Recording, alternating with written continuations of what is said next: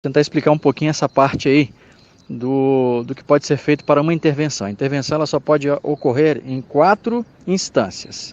Primeiro, o Senado Federal pedir uma intervenção militar. A Câmara dos Deputados Federais pedir uma intervenção militar. Ou o Supremo Tribunal de Justiça, o Supremo Tribunal Federal, pedir uma intervenção militar. Se nenhum desses 3 poderes pedir uma intervenção militar, a 4ª e última opção se forma da seguinte maneira: uma nação insatisfeita, pedindo uma intervenção, após 7 dias, à beira de um caos, após 7 dias, o prazo se esgota. Aí como é que é feito isso? Nessa segunda-feira, o prazo para que seja resolvida essa crise termina às 18 horas.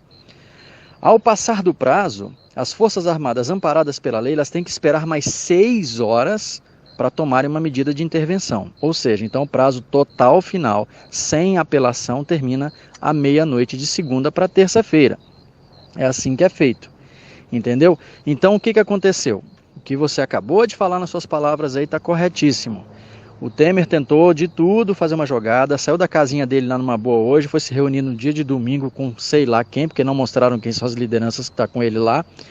Ele não fez acordo que foi pedido, nada do que foi pedido ele acordou da maneira que tinha sido feita, a não ser os eixos erguidos lá, porque o que ele tirou foi o PIS aí, o COFINS aí, essas bobeiras só, mas não abaixou o preço do combustível como o pessoal pediu. Que ele pediu a reivindicação já não era mais só sobre o óleo diesel, mas sim sobre o combustível no geral, num todo, porque tomou outras proporções, né? Aí ele fez essa jogada para não perder o poder.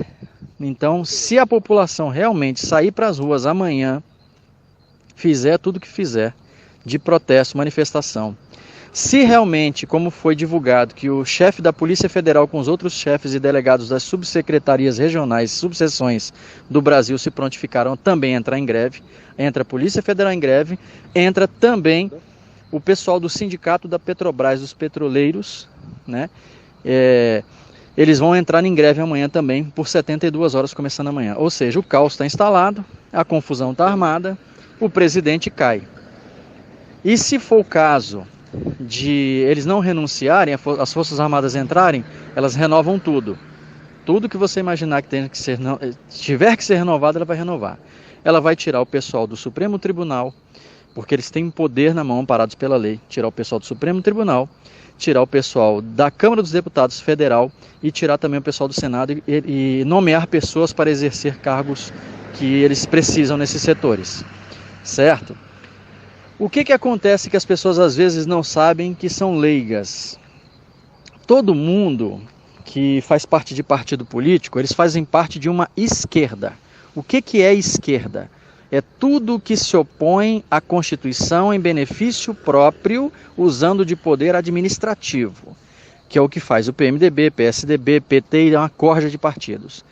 O que é a direita de verdade no Brasil? A direita são os militares, porque eles não podem fugir uma vírgula do que está escrito na Constituição. Ou seja, os militares, para administrarem um setor ou um país, eles têm que administrar como manda a Constituição, eles têm que se fazer cumprir a lei como manda a Constituição. E isso é ser direita, ser da direita. O resto, fora disso, tudo é esquerda.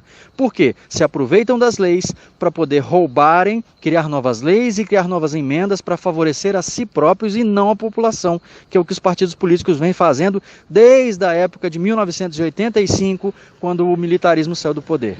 Entendeu? Então foi isso que aconteceu. Voltando um pouquinho na história, para não ficar muito longo esse áudio aí, na década de 60, houve um ato público em que as mulheres, as esposas da população, foram para as ruas pedindo intervenção militar. Foi quando entrou o militarismo de volta no Brasil naquela época lá, e eles administraram o país durante todo esse tempo.